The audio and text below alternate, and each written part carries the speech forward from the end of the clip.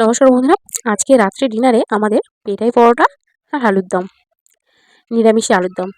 বৃহস্পতিবার, তাই নিরামিষি আলুর দম হচ্ছে। আর পরোটাটাকে ময়দা দিয়ে করা হচ্ছে। একদম দেখুন সাদা ধপধপ করছে, আর একদিকটাই দেখুন ভাজাও চলছে। খুব একটা বড় সাইজে না, ছোট ছোট সাইজে হচ্ছে। দেখুন বেলাও হয়ে গেছে। আবার দিয়ে দিচ্ছি কড়ার মধ্যে, দিয়ে কমিয়ে দিচ্ছি। আর দেখুন, আমি খুব ভালো পিটতে পারি না, তাও পেটার চেষ্টাই করছি অনেকটা। সেরকমভাবে পিটতে পারি না, এমনি জাস্ট থাপা দেওয়া যেটাকে বলে সেরকম দিচ্ছি। দুটো তিনটে হয়ে গেছে। আর আর একদিকে তৈরি হচ্ছে আর একটা পরোটা। প্রথমে ময়দা দিয়ে আর ময়ামে দিয়েছি সাদা তেল, লবণ দিয়ে অনেকক্ষণ মাখিয়ে একটু নরম হাতে মানে নরম করে মাখিয়ে রেখে দিয়েছিলাম, যাতে জাস্ট নরম হয় বলে। কিন্তু নরমই হয়েছে, দেখবেন। এটা বেটার পর আমি ছিঁড়ে দেখাবো আপনাদেরকে। আর ঠিক এইরকম চারকোনা প্রথমে একবার লম্বা মানে গোল করে বেলে নিয়েছিলাম। একটা গোল করে বেলে নিয়ে তার মধ্যে দিয়ে দিয়েছি ময়দা একটুখানটা, আর সাদা তেল দিয়ে মানে গোটাটা পুরো মাখিয়ে নিয়েছিলাম। নিয়ে আবার একটু চতুর্দিক থেকে মুড়ে দিয়ে একটু চারকোনা মতন হয়েছে, নয়তো গোল হয়েছিল প্রথমে। আর এটা ময়াম দেওয়ার পর মানে মধ্যিখানে একটা পার্টিশন দেওয়ার পর এরকম হয়েছে ঠিক।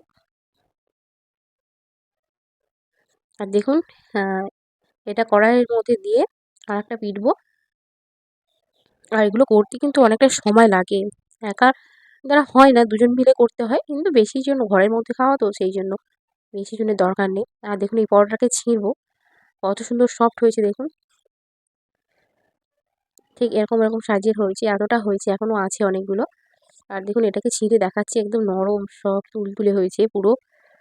আর আলু দমের সময় জাস্ট ফাটাফাটি। আর দেখুন সব হয়েও গেছে, আর নিয়েও বসে পড়েছি।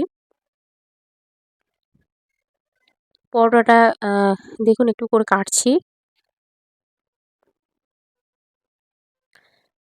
একদম নরম। আর আলুটাও খুব সফটও হয়েছে, ধনেপাতা, জিরে, আদা দিয়ে করা, খুব সফট হয়েছে আলুটাও। দেখুন একটা বাইট দিয়ে প্রথমে দেখাচ্ছি আপনাদেরকে, এত সুন্দর লেগেছে খেতে, খুব সুন্দর লেগেছে খেতে। করে দেখবেন বাড়িতে এইভাবেই পেটের পরোটা, খেতে কিন্তু খুব ভালো লাগবে। অনেক অনেক জায়গায় পেটের পরোটাটা পাওয়াই যায় না।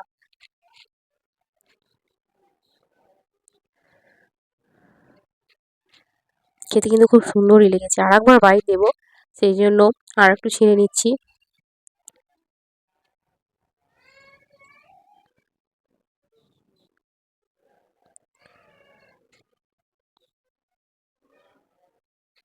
আর একবার নিয়ে মুখে দিচ্ছি, ঠিক এইভাবেই। খেতে কিন্তু খুব সুন্দর লেগেছে।